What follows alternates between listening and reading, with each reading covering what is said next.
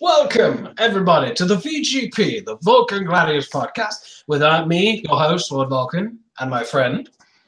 I am Gunmetal Gladius. I hope you guys are ready for a rumble! And today we have a special guest with us on this incredibly important debate topic today. Introduce yourself, my friend. Hey everyone, I'm Jordan Lego Comix, and I am pleased to be on this podcast for today. Although we are not here in Texas, I am actually here in Florida with my family. We're on spring break. Yeah, but it's fine. Too long. Don't worry, it's fine. They're nice enough to let me be a part of this. And we thank you for your time and being here. Yeah, thank you. So if you could tell, first of all, by seeing the fact we're showing our ugly mugs, we're going with a camera episode today because we thought, screw it. Let's show Vulcan's ugly face. Let's show Gladius's amazing beard. And let's show Jordan's incredibly sexy face. He's probably the most attractive one here. Yeah, well, I haven't really been taking much care of it lately. You look fine. Anyway, so today we shall be focusing on the most epic debate of the card game franchise ever. What is better, Pokemon or Yu-Gi-Oh? Yeah, because there's one more franchise that should be a part of this discussion, but we should talk about it because it obviously lost. Digimon? Yeah. Magic? Magic was not a part of the option because it didn't have the anime. Beyblade? Duel Masters? Oh my god, Beyblade! Oh, that's old. That is old shit, man. Duel Masters, remember Duel Masters? I don't think anyone does. No. I do, because I was in a rebel phase at one point in my life, and I was like, I don't like Power Rangers and Yu-Gi-Oh! I like Pokemon and Duel Masters. Fuck you! That was literally what I was like for a whole week, and then I realized I love Yu-Gi-Oh! But anyway, we shall be talking about three main points in this episode.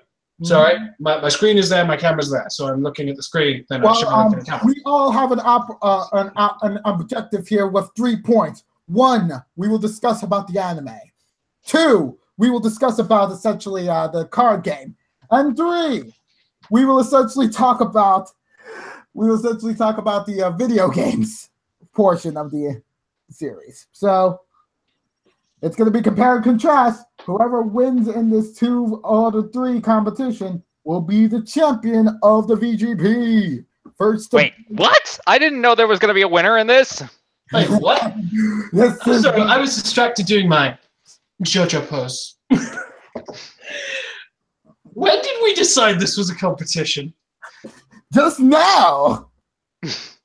Okay, so anyways, mind if I start? Because I have a little bit of beef about these anime, or rather, I want to start off by talking about this, okay? Alrighty then. Go for it. So, Yu-Gi-Oh! Was probably the first anime I ever watched, period.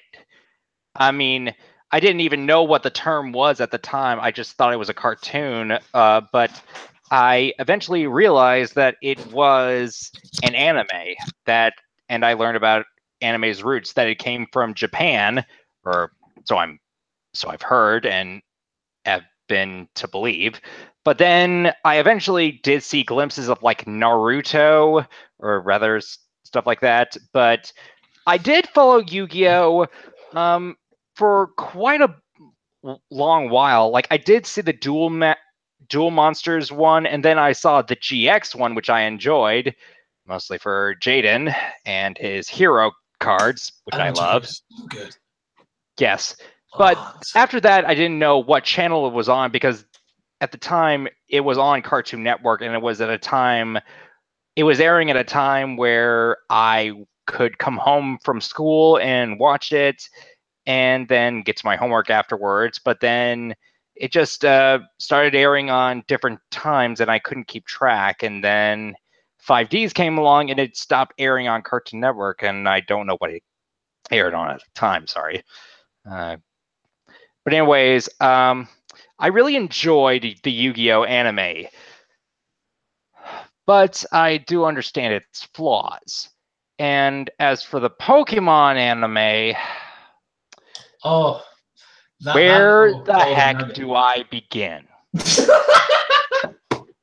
Okay. I'm sorry. That's just so good. Like the Pokemon anime. Where do I begin? Guys, we better back up. Jordan's about to blow his top. Okay. So the first thing I would like to talk about is that Ash has been the protagonist for far too long. Dun, dun, dun. It could literally be Ash at this point. Exactly. Like, I feel like it is the Pokemon anime has been going on for too long without either a hang on a sec. I'm talking. Sorry. Okay. So anyways, as I was saying, I feel like the Pokemon anime has been going on for a bit too long without a reboot or something like that. It hasn't changed the protagonist the same way that Yu-Gi-Oh did when it transitioned from Duel Monsters to GX and so forth. Like, upcoming soon, we're going to be having 6 different generations of Yu-Gi-Oh, and they all have these different protagonists. We've got Yugi and the Pharaoh in Duel Monsters. We've got Jaden in GX. We've got Yusei, who's probably the most awesome and hardcore in 5Ds. Then we've got Yuma in Zexal.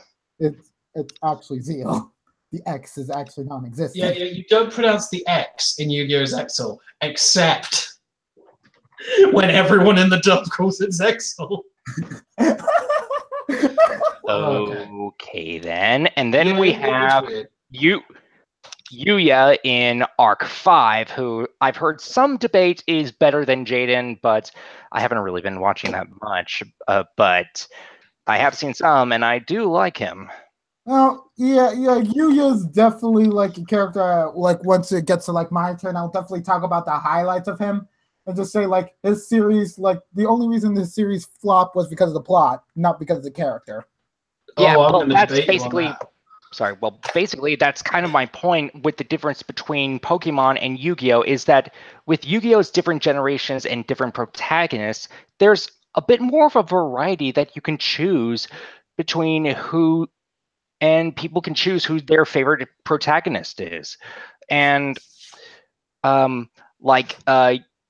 all different. And, like, Jaden is, like, the slacker happy-go-lucky guy. Yusei is like the awesome, he's like the, how do I say this, he's like the hardcore Tristan. Like, he's the Chuck Norris of all protagonists for you. I love how you said hardcore Tristan, considering they're both voiced by the same dude. exactly. God, I love this podcast, guys. Anyway, Yeah. Okay, so anyways, with the Pokemon anime, it's still only one protagonist. It's Ash, and he's been a 10-year-old kid for over 20 years. Granted, I never watched. I'm only 23, so I guess I was like 3 or so. Well, I was born in 1994, so I don't know when the Pokemon anime came out. 1996/7 for like the Western audience in 1997. Okay, so I was born. 2 at the time. So anyways, Ash has been this way for so long that I think it's gone on for way too long. I just feel like they should have just changed the protagonist every time they change the generation. I mean, yeah, you do have different Pokemon, but in the games, you have a different title character as well. I mean, granted, you, the player, name yourself the protagonist, but I've heard that they have set names. I mean, because it's not like you're playing as Red through Gen 1 all the way through the Gen 6. I mean, exactly my point. I mean, Gen 5, you get to play as Hilbert or Hilda, which those are the actual canonical names for the Gen 5 protagonists from the first games. Okay, well, there's another thing about Pokemon on anime that I feel like has been going on for far, far too long, and that is Team Rocket. Ooh, we're going into landmine territory right now, fellas. I'm just gonna back away. I'm gonna go sit in my corner. Let me know when this is on. Okay. Okay. So, anyways, I am just so sick of Team Rocket right now. Like, it's not even funny anymore. Like, all right. I get it. They're supposed to be the comic relief villains, and well, maybe for the first generation, maybe they were funny, but like Ash, they have overstayed their welcome. It's not even funny anymore, and their disguises are just so pathetically weak. And the thing is, Ash and his friends keep falling for it. They keep falling for his schemes, for their schemes. It's like they are completely oblivious, and they haven't learned that they have fallen for these guys time after time again. Whoa. Hold on. So you're telling me that the people with the pink hair and the blue hair that look like Team Rocket and also have a talking meow are actually Team Rocket? Really? No, I am saying that they are just a bunch of clones. Of course I am.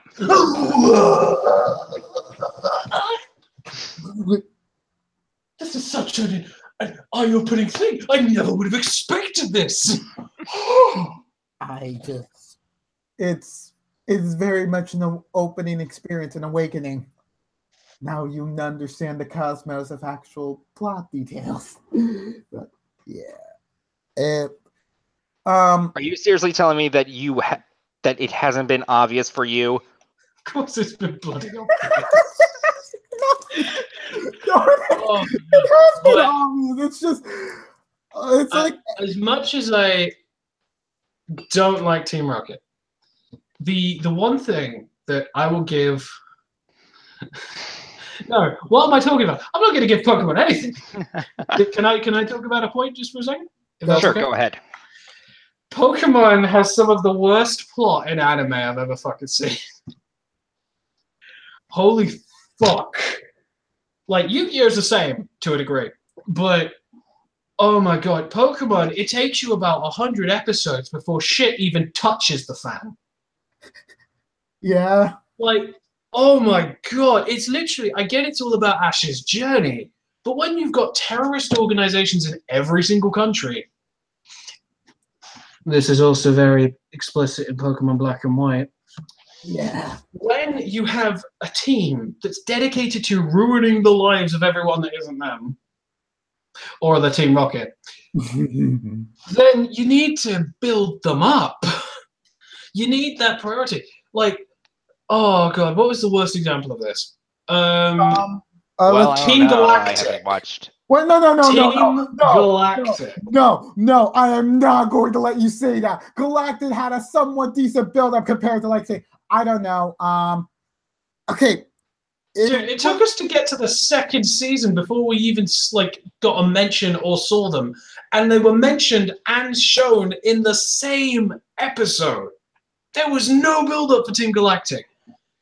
Granted, there was actually no. I'll hold that. There was build-up for Team Magma and Aqua. That was actually pretty well built up because that was from like episode 2 or 3. Like, I couldn't argue. Like, Magma and Aqua were introduced earlier into the story, though in the end they had less purpose of existing compared to Galactic.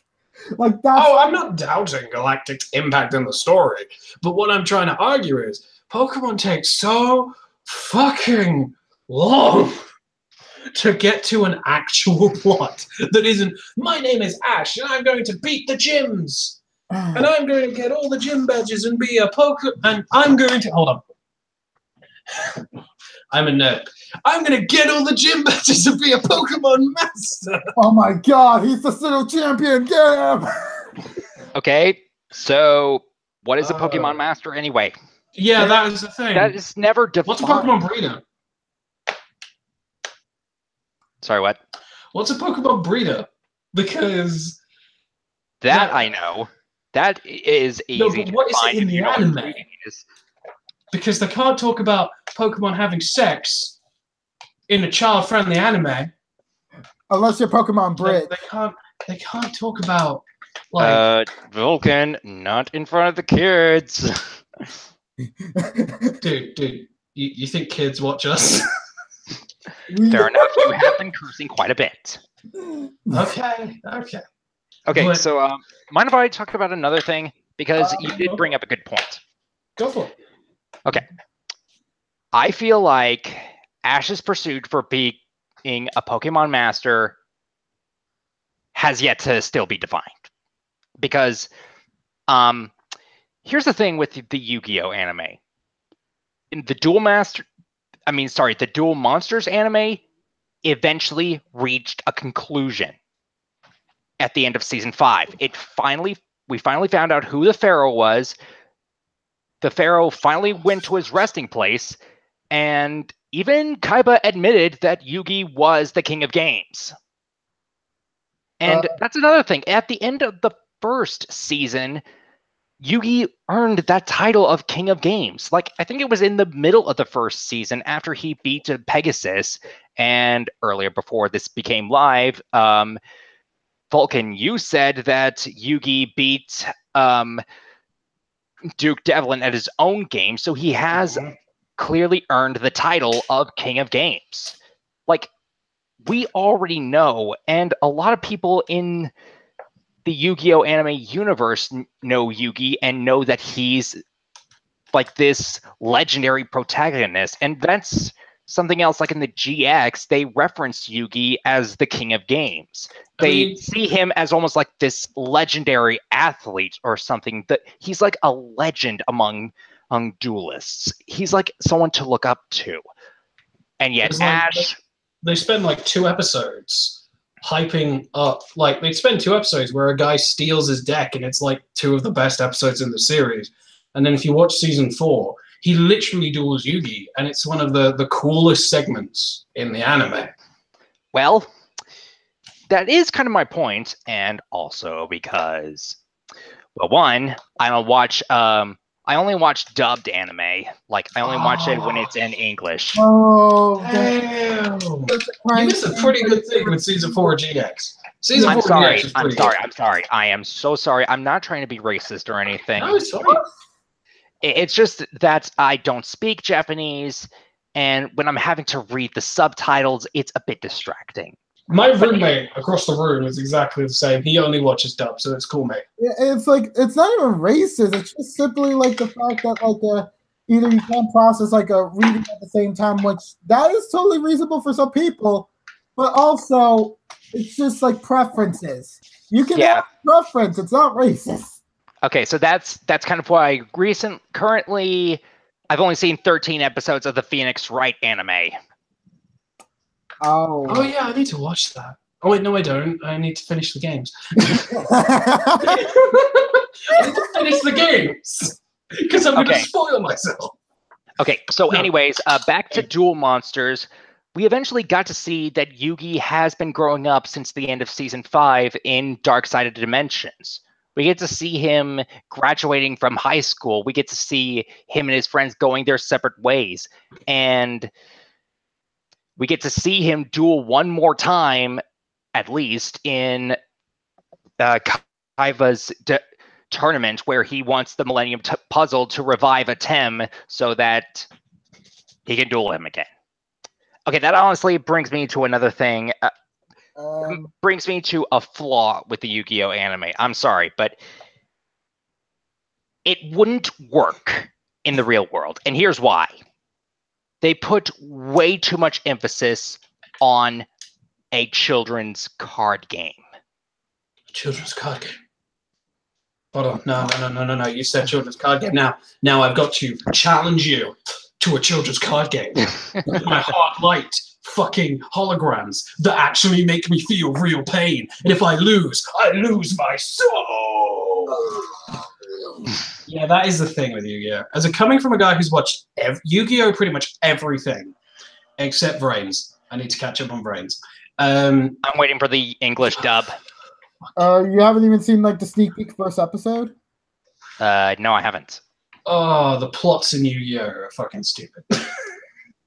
I don't like saying that because I do like the characters in the anime. Yeah, the plots are fucking stupid. Well, I don't know how well developed the characters from Pokemon are, but I gotta say, some of the characters from Yu-Gi-Oh! Have developed pretty well. I mean, even if it's not the protagonist, it's at least the supporting characters. Like for GX, Cyrus, who started off as a Slifer Red, eventually went to Obelisk Blue. And for those of you who are wondering, in Yu-Gi-Oh! GX, the Duel Academy, which was started by Seto Kaiba, of all people, it has 3 rankings, or 3 dorms. You've got Slifer Red, which is at the beginning. You've got Raw Yellow, which is at intermediate. And you've got Obelisk Blue, which is at the top ranking. So in other words, Kaiba was biased when he chose those. Yeah, Damn you, Yuki. You took my god card, so I'm going to make yours the shittest and mine the best. I'm the king of games. In reality, in the sense of for Obelisk OTK turns. What would have made it hilarious if, like, this is the Dark Magician Dorm. It's the lowest rank. This is the Red Eyes Dorm. It's somewhat better, but it's shit.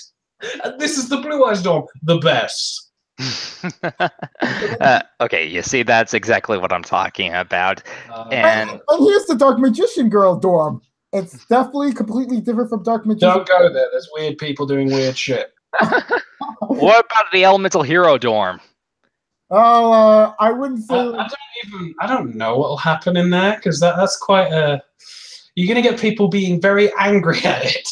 You're gonna get people doing weird stuff in there too. Okay. And then you're gonna have like all the Jaden cosplayers. Okay.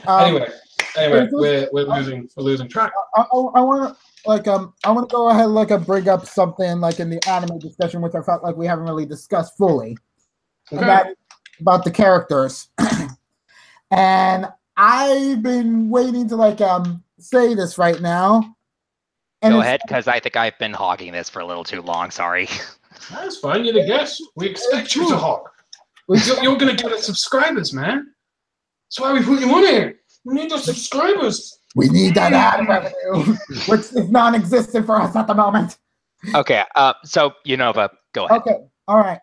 So I wanted to talk about the Yu-Gi-Oh! Protagonists. And essentially, I'll give my thoughts about each of the main characters and compare it to Ash, because Ash is basically the baseline shonen protagonist after the first season of Pokemon, which thanks to me watching a couple of review series about the original Indigo League, it's Ash was kind of shown as very opposite of what he's currently is at the moment, in which the initial aim of the anime was to have a complete a saga of him attempting the Pokemon League and him to succeed until they realized how much money Pokemon was making, and they decided to become soulless machines and make more and more of the anime episodes, continuing on with the same plot structure for nearly 20 years until they finally realized that they needed to stop doing it and created a slice of life that is Sun and Moon. Which I mean, probably the funniest thing. Sorry to cut you off, dude. The funniest thing is, if you watch the Indigo League, Ash technically doesn't actually win any serious gym matches. Yeah, that's it's kind of he gets given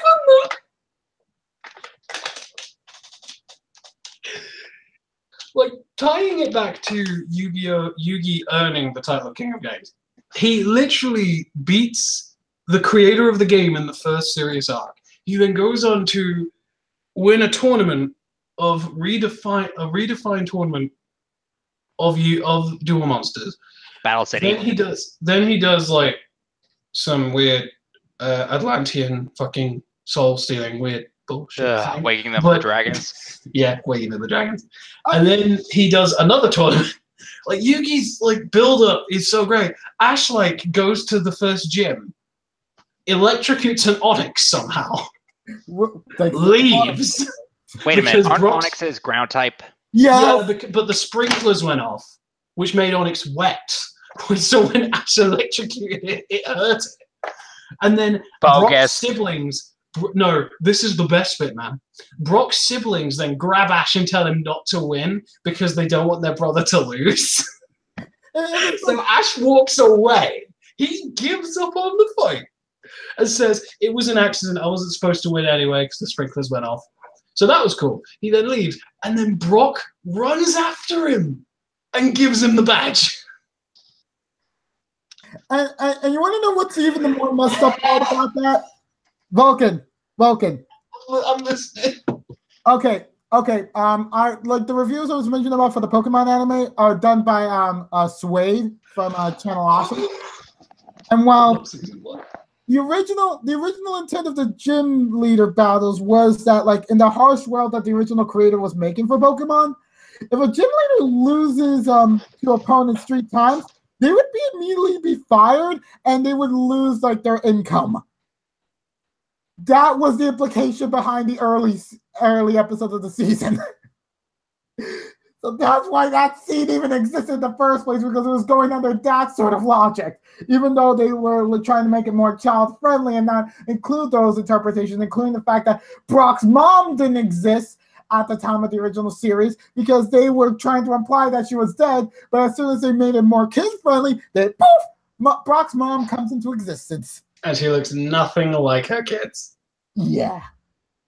So here's a bit of childhood-destroying trivia. I hope you enjoy VGP. Oh, yeah. Let's. Do you guys know that Eric Stewart voiced Brock? Oh yeah, Eric Stewart voiced Brock. Same, like, 4Kids really like reusing a lot of their assets for voice acting. Yeah. Okay. Especially considering they were doing everything till they fucked up a lot of shit and then crashed hard. What's the biggest banana peel for them? Yeah. But okay, right. We spent 30 minutes talking about the anime. There's a lot to talk about the anime. Almost. No. It's like I didn't really get a chance to go over to like the Yu-Gi-Oh protagonist and give like my short thoughts about each of them. Okay, fair enough. Go over that, and then we'll do our final thoughts on the anime, who the vote goes to, and then we move on to card games. All right, then. Okay, so Yugi, without a Tem, he's kind of like a character that doesn't even go through any character development, which I could say Ash actually goes through a bit of character development in some seasons compared to what Yugi did until the Dark Side of Dimensions movie. So literally, what we're all hyping about, like Yugi is the actual king of games, it's really a Tem that's really doing everything. Okay, well, to be fair, they've kind of been on fighting side by side, somewhat. To be fair, and like the Pegasus, yeah. Well, also to be fair, the Pharaoh Atem has kind of, if you look at it one way, he's kind of been like a mentor for Yugi, almost like a mentor. I will actually argue that there was no mentorship. It was more about like Yuki aspiring to be as good and great as Atem was, because he was the one getting the appealing traits over to Taya, which got her interested in like Yuki in the first place, and it took a while for him to get out of Atem's shadow to become his own man. He did so in the middle of season 5 when they got separated and Atem went back in time into Egypt.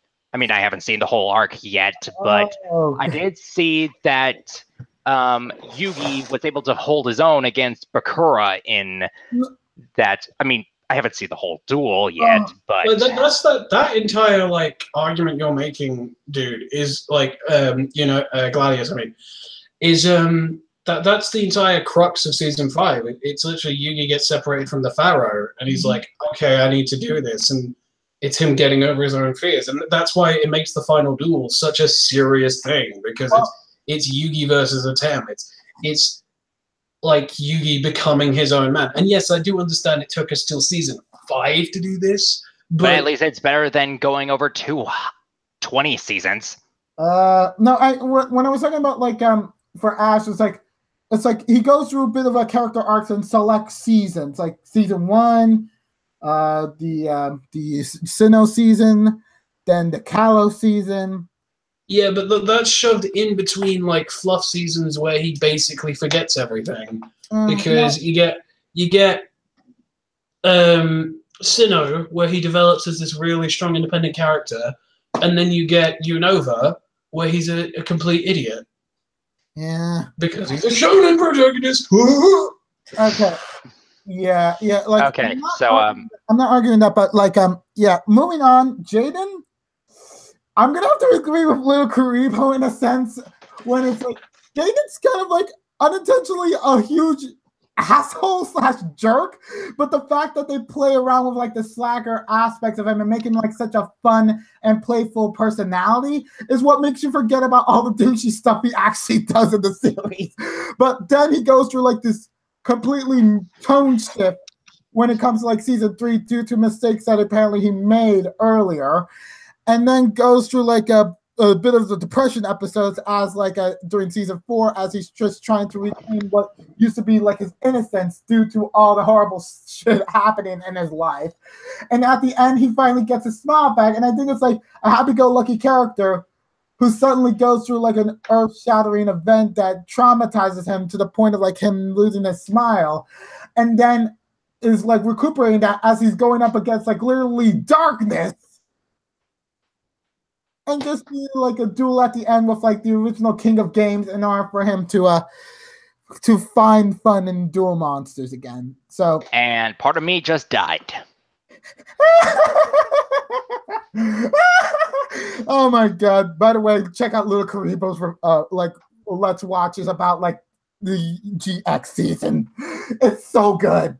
It's just so good. Oh, Okay, yeah, GX, so moving on to you say.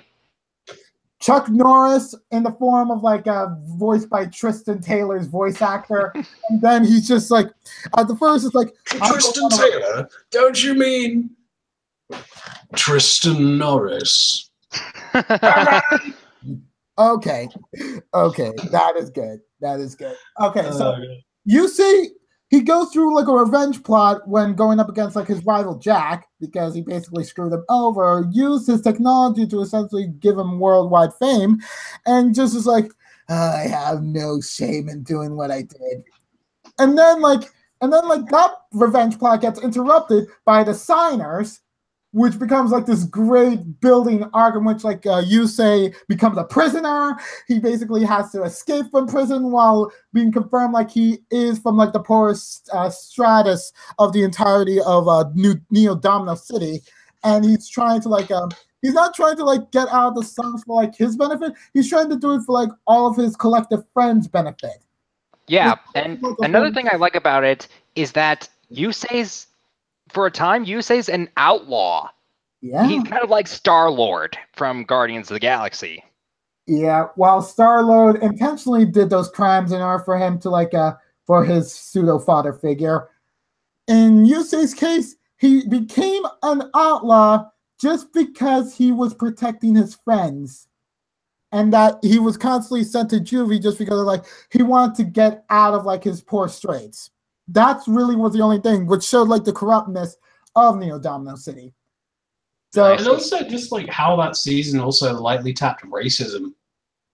Yeah, I really liked Akiza's arc. He's a disgrace. He shouldn't be with us. And I was like, the fact their champion actually came from the satellite, that just shows how hypocritical they all are.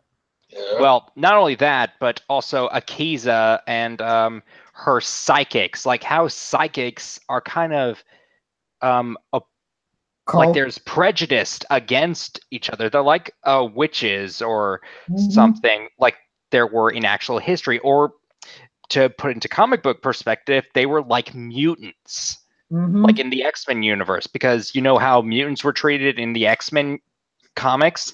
Oh, yeah. That's how psychics are treated in the Yu-Gi-Oh! 5D's universe. Like they're terrified of them. Like they don't understand, so immediately they're afraid. And I loved that mini arc with Akiza and her father, and like you say, trying to get through to her and such.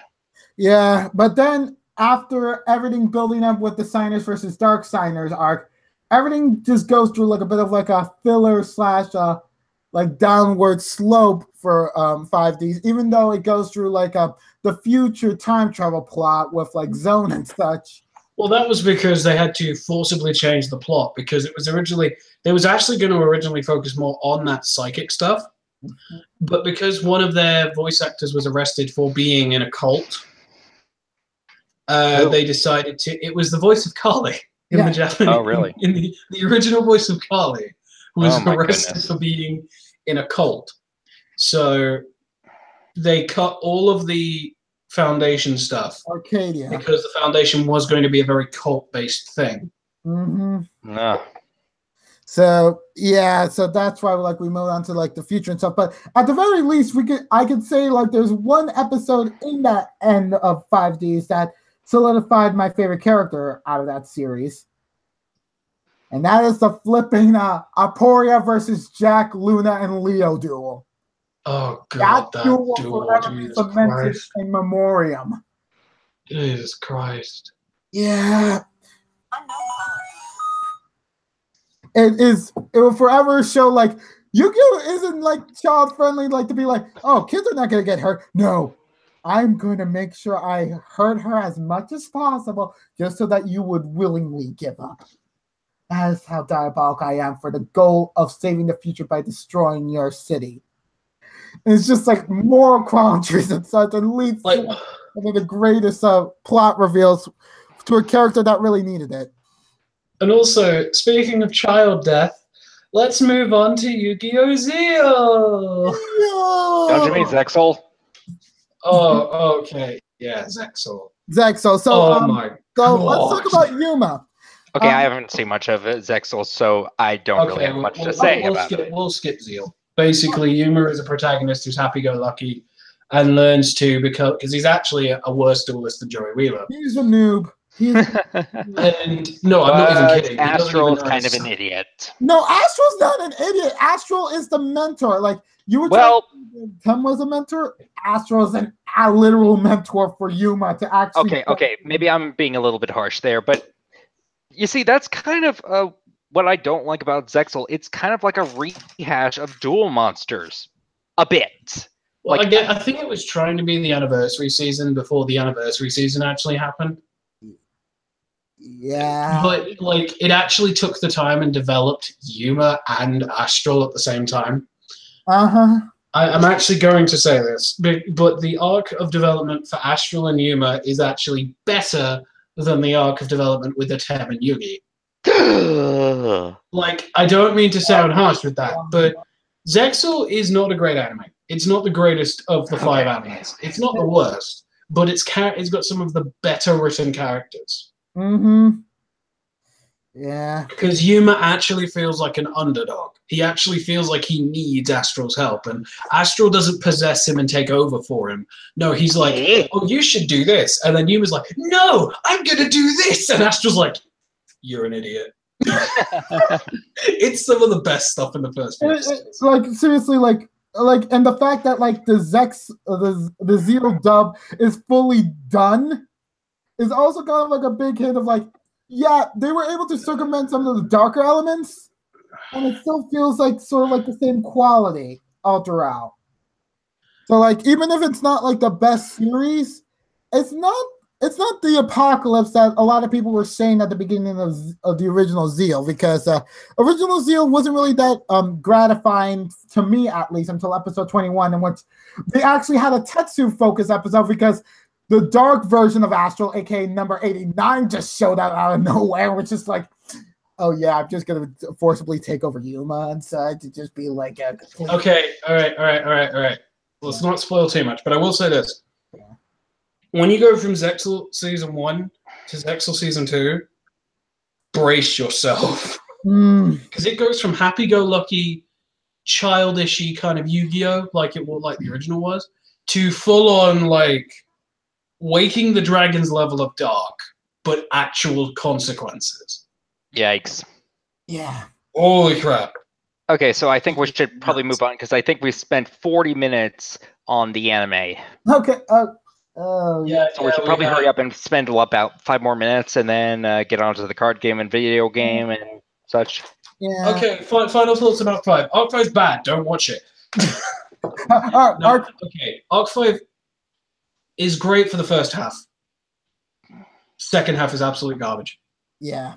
It is. Yeah, didn't you talk about this already? Yeah, we talked about it. We did in our very first episode 0, which you should check by the link below. Wink, wink. You know you're going to have to actually put that in the description now, right? But anyway, final thoughts on the anime. Who does the point go to? I think it goes to Yu-Gi-Oh! The point obviously goes to Yu-Gi-Oh! Then we're all in agreement. Scoreboard. Just imagine a scoreboard there. We don't actually have one because we're not. This is live. But 1 to Yu-Gi-Oh, 0 to Pokemon. All right.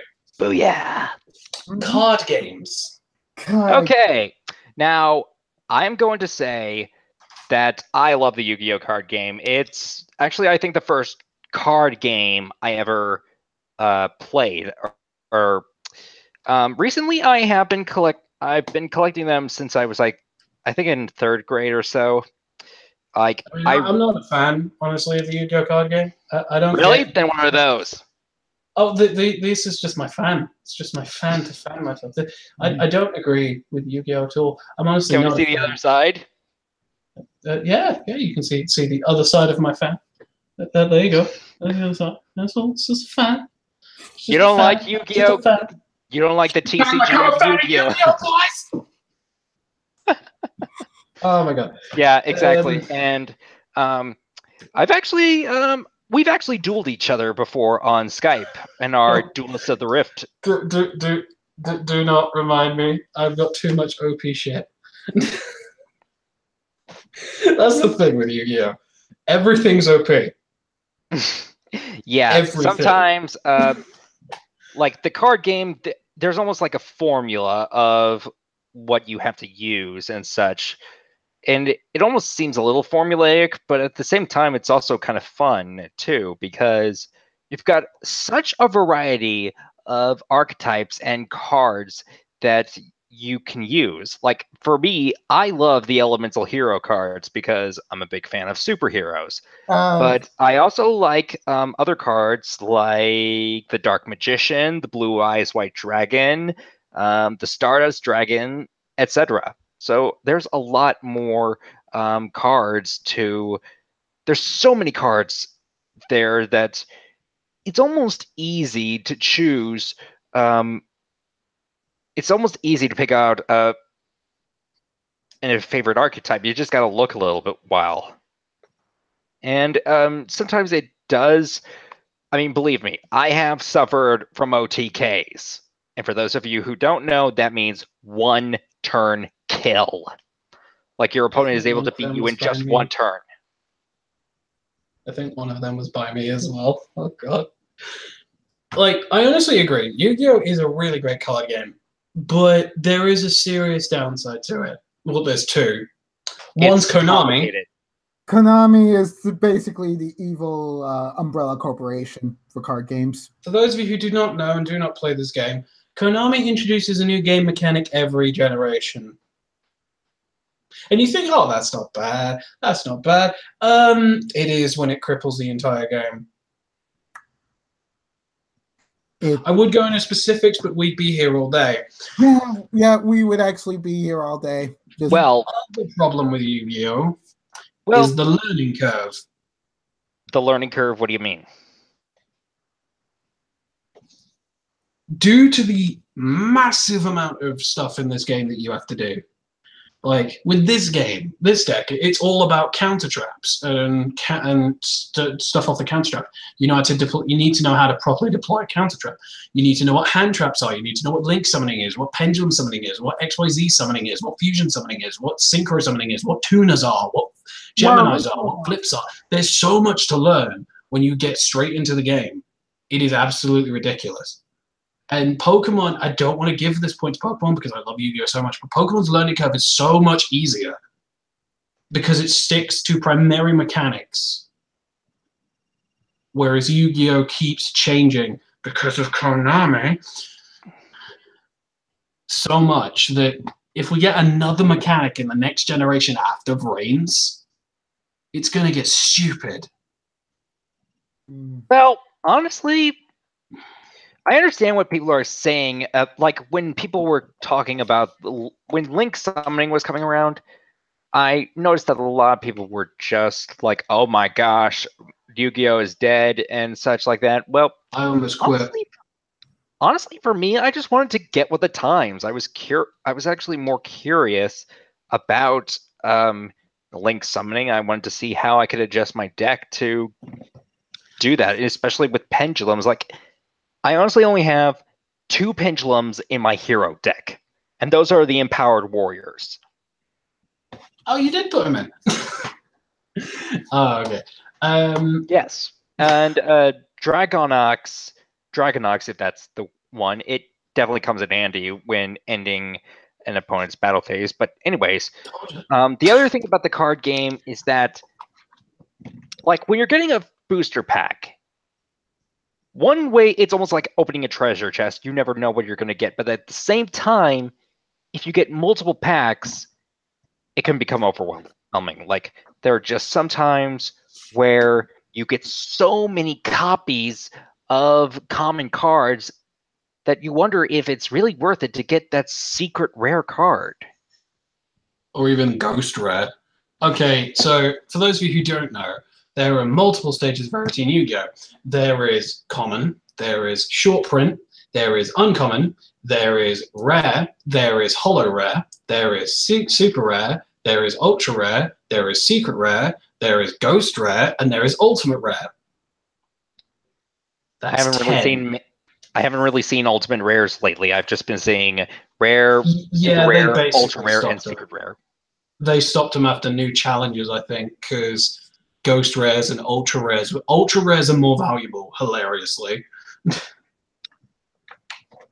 And like when it comes to rarity, like with Pokemon, it's sort of the same because you get common, uncommon, rare, and then you get holo rares, and then reverse holo rares, and then holo rares, holo like uncommons, and reverse holo uncommons, and all that stuff. But the one thing now this is just an aesthetic thing, but when you get a really rare Pokemon card, you get what's called a full art, where the entire card is dedicated to the art of the Pokemon. And it's like this full art card, and it's a completely unique pose and everything, and it looks so good. And I'm like, with Ultimate Rares and Yu-Gi-Oh, they look horrible. Ultimate Rares are horrible for me. Everything is shiny, but it's the wrong kind of shiny. And like, if we had cards that were just full out, like imagine like a rare Blue Eyes where the entire card was just the Blue Eyes, and there was like a little section at the bottom that had the effect, but it was just like a Blue Eyes and like attacking something. That would be so cool. But Yu-Gi-Oh just I love this game and I hate this game at the same time. Yeah. Well, but for me, aesthetics. I honestly tried at one time to collect Yu-Gi-Oh cards. I mean, Pokemon cards, sorry. I mean, I still have yet to get a Lucario card. Lucario is my favorite Pokemon. But anyways, I didn't really get much. I only got like a starter deck and then starter 2 decks, and then just didn't really have anyone to play with. I mean, with Yu-Gi-Oh, it's just a bit more interesting for me. Because I mean, like, there's a difference between the Pokemon gaming community, the Pokemon card game community, and the Yu-Gi-Oh card game community. Yu-Gi-Oh card game community is in like, oh, it can be so good and it can be so bad at the exact same time. You can get the pro players who I've met, and they're just like, oh, why do you use that? That's absolute garbage. Don't use that. You're like an absolute idiot. Why are you doing that? And then you get like the people who are desperate. Now, I don't mean desperate in a bad way. I mean, you get people who live in an area where there's no Yu-Gi-Oh! And they want to duel people. Like me, guys. And they latch onto a community of people who are also really nice people. And you get probably one of the coolest groups ever. Totally duelist. And that's Duelists of the Rift, guys. That's what I think of Duelists of the Rift. You're all great people. Thank you. Yes. And like, but the Pokemon community, because Pokemon exploded due to Pokemon Go, so many kids started playing. What? Yeah, there was wool in my mouth. What? But because like so many people play Pokemon, it's like it's not that hard to find a game, but it's like so common that you're just like, oh, okay, you want to play like Pokemon? Yeah, sure. Like you don't feel an actual connection with people, or at least that's what I've seen anyway. Hmm. And people who tell me the Pokemon community and the Cardfight Vanguard community are better than the Yu-Gi-Oh community, no. Every card game has that massive divide that Yu-Gi-Oh has too. Yeah, there are just some bad people and fans everywhere, There's like just Star so many Wars. Pokemon fans that there's like it's harder to spot. Hmm. But I hate to say this, I really do. But if I were to teach someone a card game, I would teach them Pokemon over Yu-Gi-Oh. That's the third time I've died today. Part of me has died today. I love Yu-Gi-Oh and I'm a pro.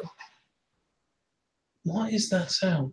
Anyway, and I'm a pro. I'm not even going to deny it. I'm a pro. But trying to get someone new into it who wants to try and get a feel of a card game, Yu-Gi-Oh, you've got to learn everything before you know what you're good at.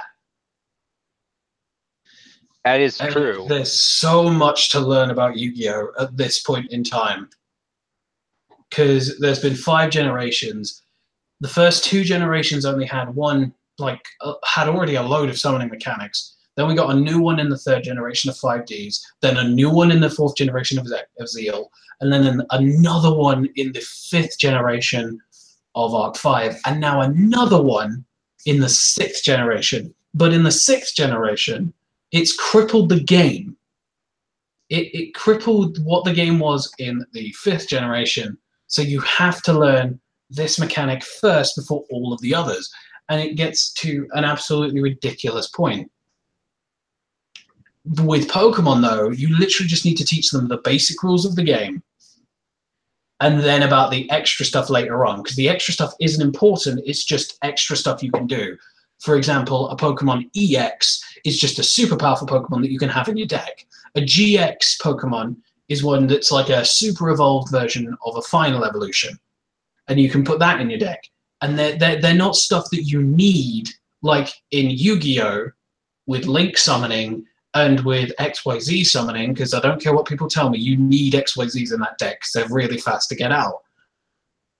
And because you need that, you need to teach them everything.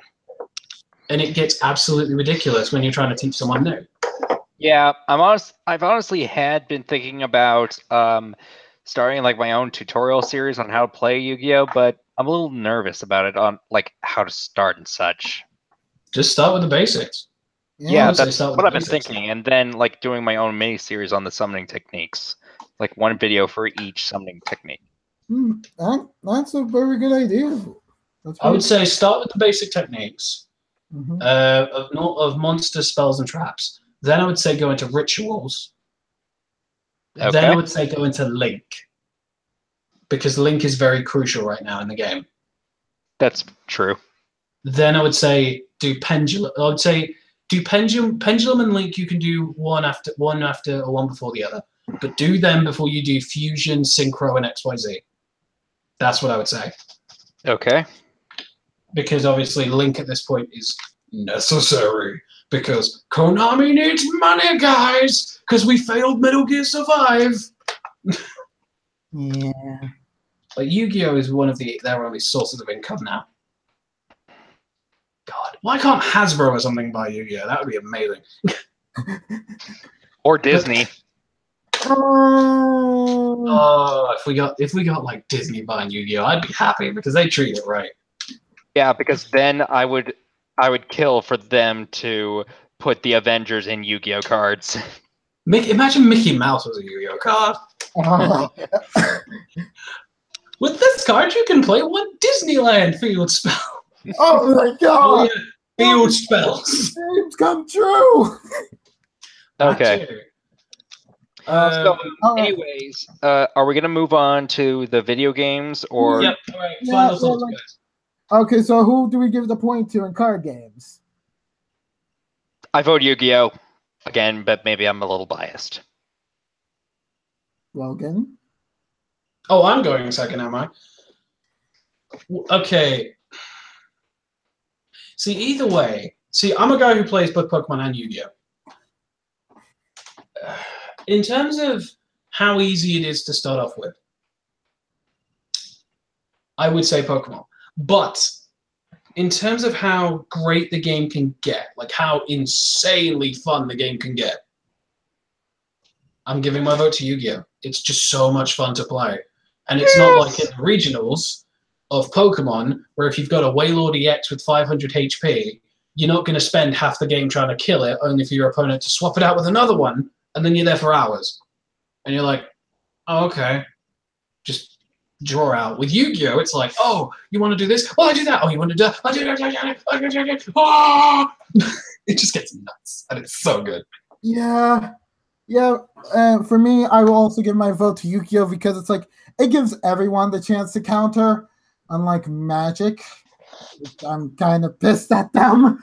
It's like, if you gotta go blue or you go home with Magic. Even if honestly, like, Yu-Gi-Oh! Is a game where it knows everything is broken, it doesn't care, but keeps going. It's basically, we're literally playing shadow games in the real world, which we're giving our life force whenever we duel every single time because it drains us mentally and physically. If by life force you mean our wallets. Wallets too.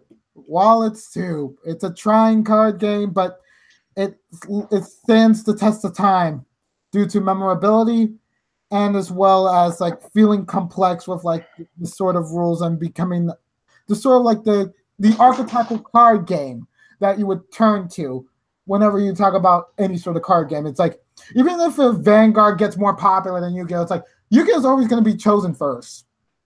Vanguard is more popular than Yu-Gi-Oh! Yeah, I guess Yu-Gi-Oh! Oh, sorry. Yu-Gi-Oh! Died when Pendulum Summoning came out, and I don't care what people say, it did. We lost like 60% of our player base. Oh my god! Like we lost a lot of. Yeah, we lost a lot of people right now. You know, Vulcan, you're talking to one right now. Because didn't you know about dual Yugi Brony with pendulums? I'm not saying pendulums are bad. Okay. I'm saying people's reactions to pendulums were so bad, so most of people left the game. I used to go to this shop called The Rift, and like, oh my god, when Pendulum Summoning came out, all of them quit. They all moved to Vanguard.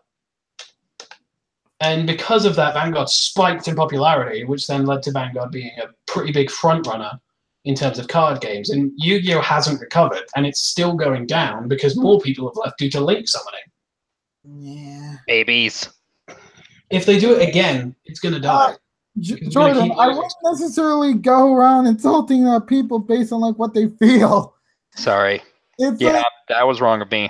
Yeah, it's like people have a choice of whether or not to give up on a card game. I mean, Vanguard's going through something similar right now. It's like inevitable card games have to shift, like in order to keep them from being stagnant. And if the changes are too much for a person, they just have to give up because that's what happens in life. But Yu-Gi-Oh's problem is it keeps changing so much. Anyway, right. Score tally. Yu-Gi-Oh! 2, Pokemon 0. Now okay. Final category. Pokemon the point it needs to win this tournament because from the way it looks like it's it looks like a rabbit and a rabbit and a tortoise basically like doing like the race right now. Pokemon's just like, why did I eat you the tortilla for this race? Final category. Video games. Okay, this is where I automatically got to give Pokemon the point. I'm sorry. What are you talking about? Yu-Gi-Oh! Dual Legacy 0.05 Stardust Road Ultimate Duelist was like the best game in existence. Wait, there's a game called Stardust Road? Never heard of it. It's like it's no, it's not Stardust Road. It's no, it's not Stardust Crusaders. It's Stardust Speedway. That was it. Okay. Because my friend Wayne plays it. Okay, well, costs like 50 quid. Okay, well, this is where I gotta contrast the Pokemon video games, which are the main product of the Pokemon franchise, to the Yu-Gi-Oh! Card game, which is the main product for the Yu-Gi-Oh! Franchise. I will say this. when it comes to Pokemon, you get more bang for your buck. Because as I've experienced playing the Pokemon game, you get a lot more Pokemon for just $30 than you get Yu-Gi-Oh cards. Because I'm pretty sure you have. I think I've spent like $100 worth of dollars trying to get a certain Yu-Gi-Oh card. Like it took me when GX first came out. It took me forever to get Elemental Hero Sparkman for Lost Millennium. Like I remember that I was super excited when I got Elemental Hero Sparkman, and it took me like forever to get it. Like I was able to they brought out a Jaden structure deck, right? That was before then. Okay. It was before then. I'm not trying to start a fight. I know you're not. And also, like if you want to buy a certain Yu-Gi-Oh card, like there are certain cards I have been kind of attracted to.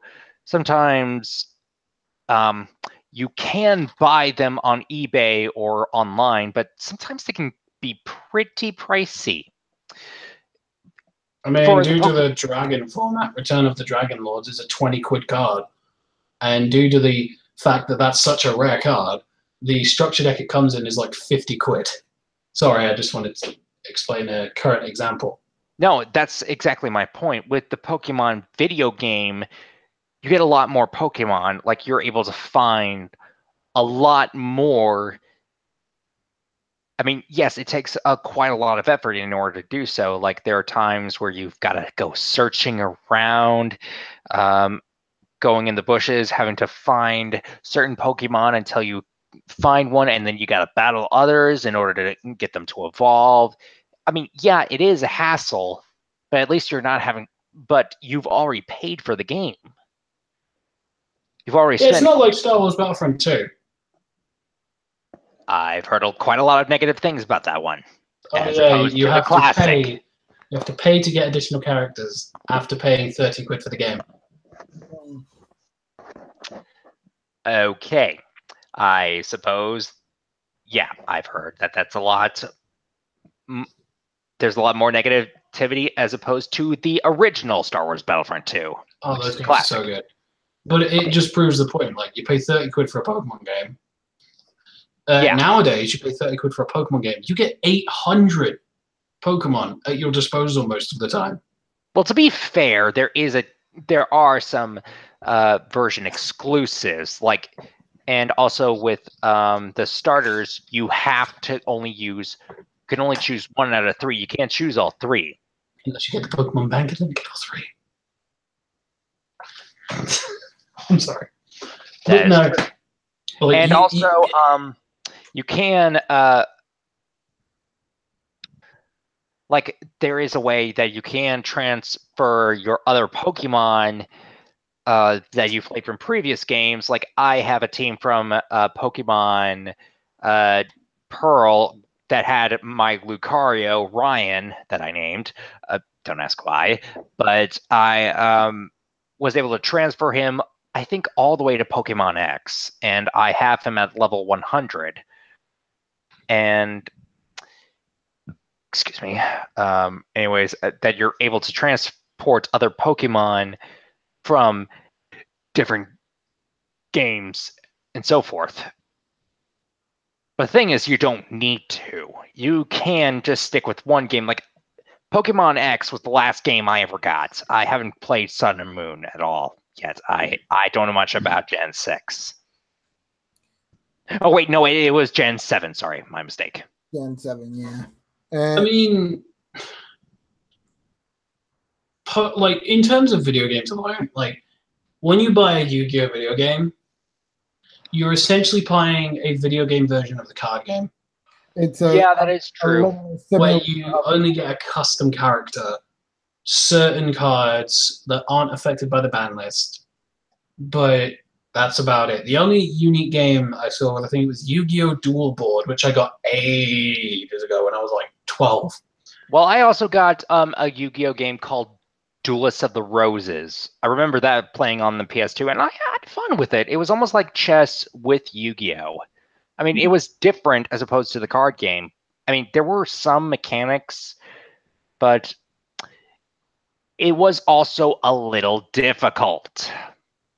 And this is honestly where I gotta give my negative. There was another Yu-Gi-Oh game that I got for the Game Boy, and getting cards to play against other opponents, it was just a I had to start out with just weak monsters that were like below 1,000 attack points. They were like level 2 or level 3, and I didn't really have many level 4 monsters, and so it was just a hassle. It was just very hard. I didn't really know how to get many of the good cards. The best way to compare the quality of games is to compare Yu-Gi-Oh! Duel Links to the Pokemon trading card video game. With the Pokemon trading card video game, you get like, after beating the tutorial, you get about 30 packs alone, combined with a base structure deck you get. And every time you buy a pack in real life, you get a pack in the game, because you get a code card, and you can grind up points to then spend on getting packs in the game. With Duel Links, that's not the case. With Duel Links, you are basically linked to only the Yu-Gi-Oh! GX current era, I think, of the game, unless they've updated monsters. Yeah, you don't get synchros. Well, to be fair, with Pokemon Go, I'm kind of waiting until I can get a Lucario for that. And I think the same applies for Duel Links. We just haven't gotten 5Ds yet. Sorry. No, it's fine. I was just going to say, as my final point, when you play the Pokemon trading card video game, which I have twice, but I lost my account, so I lost everything on it. When you play that game, you get the actual... It's literally like a Yu-Gi-Oh! DS game. You get the actual game on your screen with animations and attacks and stuff. It's pretty cool. With Yu-Gi-Oh! Duel Links, you get a scaled-down version of Yu-Gi-Oh!, which is fun, don't get me wrong, but it's still a scaled-down version. It's not the actual game. Because you get 3 dual monster zones and 3 spell and trap card zones instead of 5, and it's just really annoying for me. Right.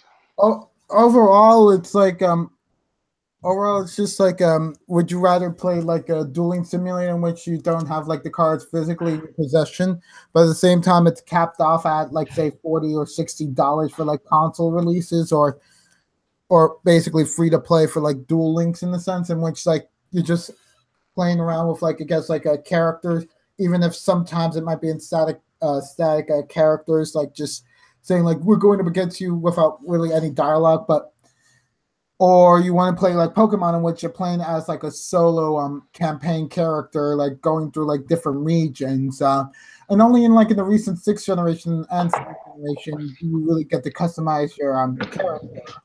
But at the same time, you're going through like a Stark hero's journey sort of story, which you've seen multiple times. And the only thing new that you really look forward to is like the philosophy of the evil team, or like some of the new gym leader characters, or more, or just like getting new Pokemon that might become your favorites. Yeah. In the sense, like Pokemon just has like a lot more depth when it comes to like those aspects, but. Like and while Yu-Gi-Oh! Might be more story focused, with their games, like most of them being based off like the actual anime or say manga, it still feels like a shallower experience compared to like either watching the anime or actually playing the card game with friends. So yeah, in the end, I would give my vote over to Pokemon. Yeah, I gotta give it to Pokemon as well. I mean, I honestly like Yu-Gi-Oh! More. I just have more experience with it, but I will be fair and give my 1 point to Pokemon. Mm-hmm. I mean, one more point about how shitty Yu-Gi-Oh! Games are. Legacy of the Duelist, the most recent game to come out, is a £15 game. However, there is so much DLC for it, where you can, instead of playing as the heroes, play as the villains. If you total up the entire price of the whole game, it's £80 for the full game. Wow. Well, to because be fair, the money. Sorry. Well, to be fair, you do Well, when you earn points for winning duels, that'll be your currency for when you buy packs for more cards. So, but I see your point. And I can understand like taking additional content, but when you compare that to Pokemon that gives their legendary codes out for free, with different distributions and everything. Heck, they're doing a legendary distribution this year to redistribute legendaries. Where we're getting shiny Zygarde in June. Oh my freaking god! Finally! But anyway, it really tells you that you can buy a Pokemon game from £30 to £40 and get a decent game. With Yu-Gi-Oh, you pay the same amount for playing a video game version of what you could play the card game for. Yeah. I mean, if you So want to my play vote's going to Yu-Gi-Oh, just Pokemon. get the cards game. Yeah, there's no point in buying a Yu-Gi-Oh card game unless it's like a unique experience. But right, final thought, final points. Yu-Gi-Oh 2, Pokemon 1. Yu-Gi-Oh is superior. No, I'm not going there. I wouldn't say that. No. Yeah, it's a matter of like preference. It's a matter of like simply saying like you want to have fun with like complicated card games, even though you might be frustrated at the constant changes every 2 or 3 years. Then you'll be at home with Yu-Gi-Oh. If you want to go for more of like a child, more friendlier card game / or anime series in which you can choose to watch it in chunks, like not the entire series, then go with Pokemon, because don't watch it all the way through for Pokemon. It's not worth the journey to get to like the current episodes. Just start at like a starting point at the beginning of a region and you should be fine, depending on your preferences there.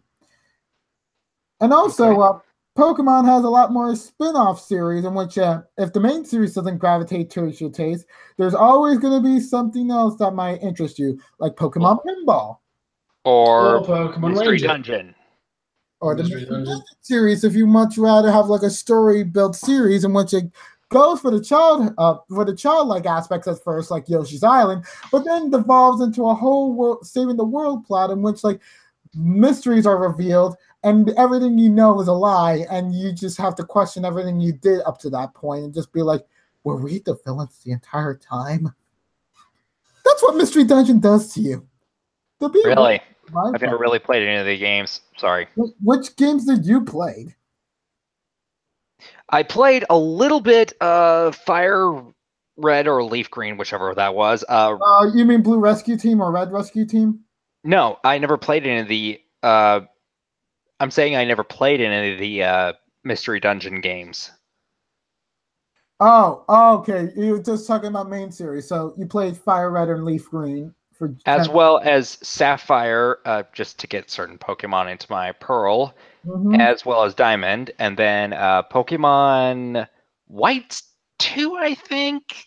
Then X. Okay.